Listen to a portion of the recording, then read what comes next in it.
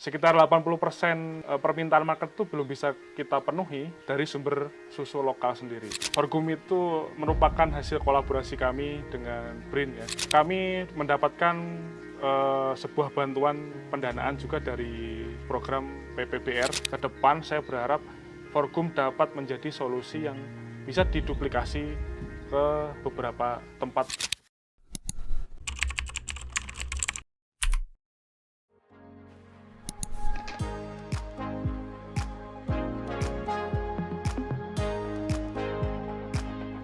BRIN Talk Show, inspirasi riset dan inovasi.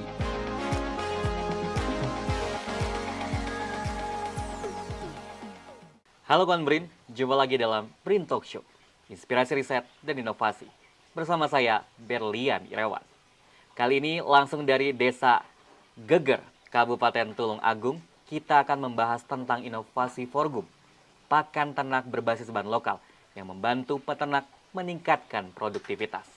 Telah hadir bersama saya, Direktur PT Andakara Novustera, Juan Ferry Arizal, yang merupakan perusahaan pemula berbasis riset binaan Badan Riset dan Inovasi Nasional. Halo Mas Juan. Halo Mas Berlian. Mas Juan, apa itu sorghum? Ya, jadi sorghum kalau kita berbicara mengenai konten produk, sorghum itu sebetulnya adalah sebuah pakan ternak yang berbahan hijauan, tapi dia diawetkan. Nah, jadi sorghum itu lahir dari sebuah keresahan peternak-peternak kami, khususnya di Desa Geger, di mana waktu musim kemarau, hijauan itu defisit Mas, jadi sedikit sekali dan susah didapatkan. Kalaupun ada, itu harganya mahal. Sehingga kami menginisiasi sebuah solusi, yakni silase. Nah, silase itu sendiri kami panen bahan bakunya pada saat musim penghujan. Kemudian kami awetkan sehingga kami bisa pakai di musim kemarau.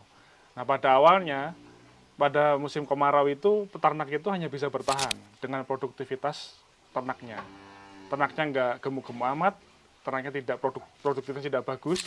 Nah, sehingga kami menggandeng atau kami berkolaborasi dengan peneliti BRIN, dalam hal ini Pusat Riset Peternakan, untuk membuat sebuah produk yang dia itu tidak cuma hijauan yang diawetkan, tapi juga ditambah nutrisinya. Sehingga pada musim kemarau, produktivitas ternak itu tetap sama seperti musim penghujan. Nah, seperti itu.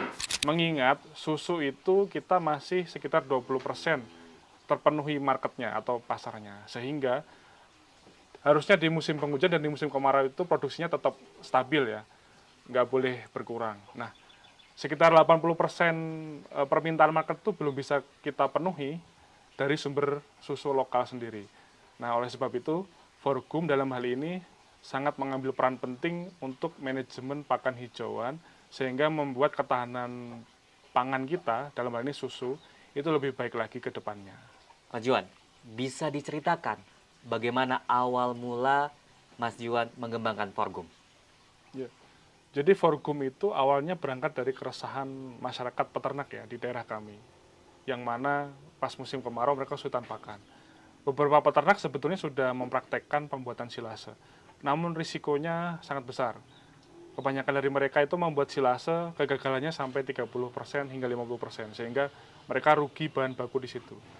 Ya, makanya kenapa banyak peternak itu sudah tahu sebetulnya silase itu dapat mengatasi kelangkaan pakan pada saat musim kemarau. Namun mereka tidak membuat silase karena risiko-risiko kerusakan tersebut. Nah, oleh sebab itu perusahaan kami mencoba mengakomodir risiko-risiko tersebut menjadi bermanifestasi menjadi sebuah produk sorghum silase itu. Nah, sehingga pada saat diimplementasikan ke masyarakat itu mereka tidak perlu untuk menanggung risiko-risiko kerusakan tersebut. Kabarnya Mas Juan melalui PT Andakara Novustera berkolaborasi dengan Badan Riset dan Inovasi Nasional membantu untuk mengoptimalkan kualitas dan efektivitas dari sorghum sendiri. Ya, betul. Nah, itu bagaimana? Ya, betul. Jadi sorghum itu merupakan hasil kolaborasi kami dengan BRIN ya. Terutama dari konten produknya sendiri, kami mendapatkan lisensi dari paten penelitian dari Prof. Ahmad Sofyan dan Dr. Hadi Julendra. Beliau berdua itu adalah peneliti utama dari sorghum itu sendiri. Sebetulnya sorghum itu kepanjangannya forage legume mixed silage atau silase yang berbahan hijauan dan juga legum.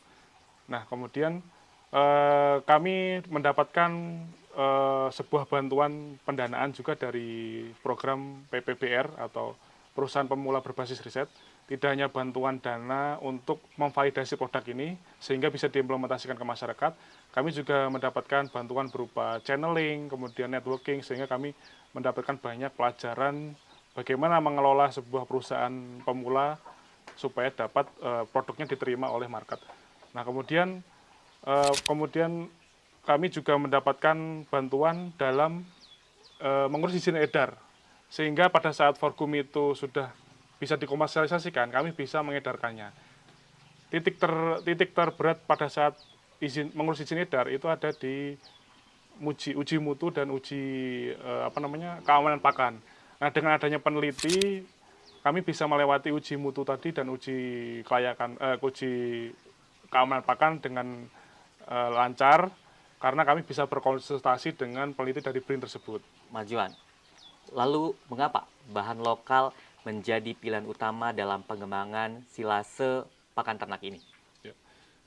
Bahan lokal itu kami pakai karena kami sangat menganggap bahan lokal itu adalah bahan yang sustainable atau berkelanjutan. Sehingga ketika kami memakai bahan lokal, HPP dari pembuatan Forgum ini lebih murah. Kemudian sebetulnya Forgum ini juga berdampak kepada petani-petani bahan bakunya juga. Sehingga kami pakai bahan lokal untuk diformulasikan menjadi pakan yang sesuai untuk ternak di daerah tersebut. Nah, kemudian untuk pengembangannya, bahan lokal itu bisa digunakan, sehingga bisa kita duplikasi ke daerah lain. Dengan bahan lokal di daerah yang lain tadi, masing-masing gitu. Apa dampak nyatanya dari Forgum terhadap peternak yang sudah menggunakan produk ini? Perusahaan kami membagi peternak itu menjadi dua ya, ada peternak kecil dan peternak besar. Peternak besar itu menganggap Forgum itu adalah sebuah solusi ketika mereka menghitung sebuah biaya produksi. Jadi setelah menggunakan Forgum, rasio benefit dan cost mereka saat beternak itu lebih baik daripada mereka menggunakan rumput segar biasa. Karena Forgum dinilai lebih mudah tercerna oleh ternak mereka dan produktivitasnya lebih bagus. Nah, kalau di peternak kecil yang umumnya memiliki sapi perah di bawah 5 ekor, itu mereka sangat terbantu dengan adanya silase dalam bentuk Forgum ini, karena pada umumnya mereka peternak kecil itu mereka memiliki profesi lain selain beternak.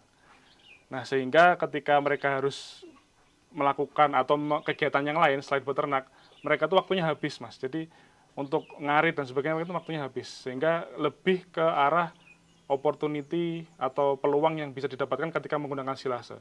Karena ketika menggunakan silase mereka tidak perlu ngarit, jadi waktu ngaritnya nol. Sehingga manfaatnya adalah mereka bisa mengerjakan sesuatu yang lain tadi atau mencari penghasilan tambahan dari pekerjaan yang lain selain beternak gitu. Nah, Mas Juan, selama menjalani usaha, apakah ada kendala yang dialami oleh Mas Juan sendiri? Ya, tentu saja kalau kita mau berkembang pasti ada hambatan atau tantangan. Terutama di Forgum. Forgum sendiri saat ini secara supply kami sudah lebih stabil daripada tahun-tahun sebelumnya. Karena kami bermitra dengan masyarakat petani juga. Nah, kendala yang paling besar saat ini adalah di distribusi. Mengingat Forgum itu adalah bahan pakan dengan harga yang relatif murah, sehingga ketika kami mendistribusikannya dengan jangkauannya lebih jauh, dia membutuhkan cost atau biaya distribusi yang lebih mahal. Sehingga kebanyakan peternak itu tidak mau, dengan selisih beberapa rupiah saja mereka tidak mau mengambil Forgum. Sementara itu awareness atau bagaimana peternak itu mengenali Forgum itu masih sangat kecil. Banyak peternak tidak mempedulikan soal kandungan nutrisi untuk pakan ternak mereka. Sehingga oleh sebab itu kami mendekati peternak itu dengan cara menyelesaikan habit atau kebiasaan mereka. Dalam hal ini misalkan pada musim kemarau ada peternak yang kerja sampingannya itu sebagai kuli bangunan misalkan. Nah, sementara pada musim kemarau jarak untuk radius untuk mereka mencari pakan itu semakin jauh, sehingga waktu yang dibutuhkan untuk ngarit itu semakin panjang. Padahal pada saat musim kemarau kuli bangunan itu adalah pekerjaan yang sangat profitable, Mas. Sehingga rugi dong kalau misalkan mereka harus mencari rumput meninggalkan pekerjaan yang sangat profitable pada saat musim kemarau. Nah, dari habit itulah kami masuk melalui Forgum ini, sehingga mereka tetap bisa melanjutkan pekerjaannya sehari penuh dan cukup membeli pakan yang sudah jadi dalam bentuk silase untuk ternak-ternak mereka. Seperti itu. Oke, seperti itu ya Mas Juan ya. Nah, Apa nih rencana jangka panjang yang Mas Juan lakukan untuk memperluas sorghum ke pasar yang lebih luas? Mungkin apakah ada inovasi yang sedang dilakukan?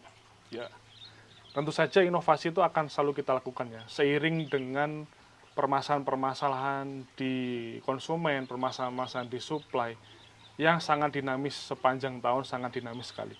Sehingga kita perlu melakukan inovasi-inovasi tersebut. Itulah pentingnya kami berkolaborasi dengan peneliti-peneliti dari Pusat Riset Peternakan BRIN. Nah, kami ingin mengembangkan sorghum ini supaya dia bisa menyelesaikan permasalahan-permasalahan peternakan, khususnya di kelangkaan pakan seperti yang kami alami di Desa Geger, Kabupaten Tulungagung di kampung kami ini. Saya meyakini bahwa di beberapa tempat lain atau daerah yang lain itu juga memiliki permasalahan kelangkaan pakan yang sama saat musim kemarau. Sehingga sorghum ke depan saya berharap sorghum dapat menjadi solusi yang bisa diduplikasi ke beberapa tempat yang mengalami permasalahan yang cukup sesuai, cukup sama tadi seperti di Desa Geger kelangkaan pakan. Kemudian juga kami berharap selanjutnya bisa scale up industri atau industrialisasi produksi sorghum ini untuk menyuplai daerah-daerah yang memang di situ tidak ada hijauan, tapi ada SDM atau ya SDM untuk mengelola peternakan di situ. Sehingga di daerah itu bisa mencukupi kebutuhan pangan mencukupi kebutuhan pangan penduduk daerah situ gitu. Nah, Mas Juan, adakah keinginan untuk melakukan ekspor ke luar negeri? Ya, tentunya kami sebetulnya sudah mendapatkan penawaran untuk ekspor sendiri, terutama ke negara-negara Timur Tengah. Namun yang pertama kami mesti perhatikan dulu bagaimana kebutuhan pakan sendiri untuk dalam negeri kita sendiri. Karena tujuan utama kami juga itu meningkatkan ketahanan pangan dalam negeri. Meski demikian, kami tetap ingin bagaimana bisa ekspor. Karena apa? Karena ketika ekspor itu banyak sekali yang terlibat.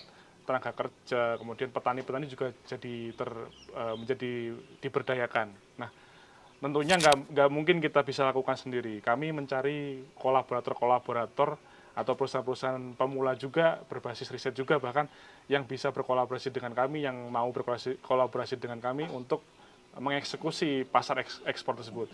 Mengingat pasar ekspor itu juga tidak kalah menariknya, terutama di Timur Tengah. Kenapa Timur Tengah? Karena Timur Tengah itu adalah basis dari kaum muslimin ya, terbesar di dunia di Timur Tengah. Banyak ritual-ritual kaum muslimin juga dilakukan di Timur Tengah. Sehingga ketika musim-musim, misalkan musim haji dan sebagainya, mereka itu tidak perlu mendatangkan ternak dengan buru-buru ya. Jadi mereka bisa menggemukkan ternaknya itu di Timur Tengah juga, jadi nggak perlu ekspor mepet-mepet begitu. Sehingga kami perlu menyuplai, sehingga mereka pasti membutuhkan pakan untuk suplai ternak mereka, untuk pakan ternak mereka.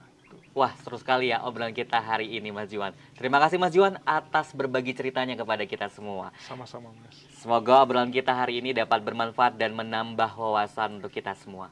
Inovasi sorghum mampu memberikan solusi bagi peternak dalam menghadapi tantangan ketersediaan pakan ternak sepanjang tahun. Dengan memanfaatkan bahan lokal, sorghum tidak hanya meningkatkan produktivitas peternak, tetapi juga memberikan dampak positif pada ekonomi lokal. Kolaborasi antara startup, Brida, dan BRIN menunjukkan betapa pentingnya riset dan inovasi untuk memajukan sektor pertanian dan juga peternakan. Terima kasih kawan BRIN atas kebersamaannya. Sampai jumpa di BRIN Talk Show episode berikutnya. Riset dan inovasi untuk Indonesia maju. BRIN TV, TV Riset Zaman Now.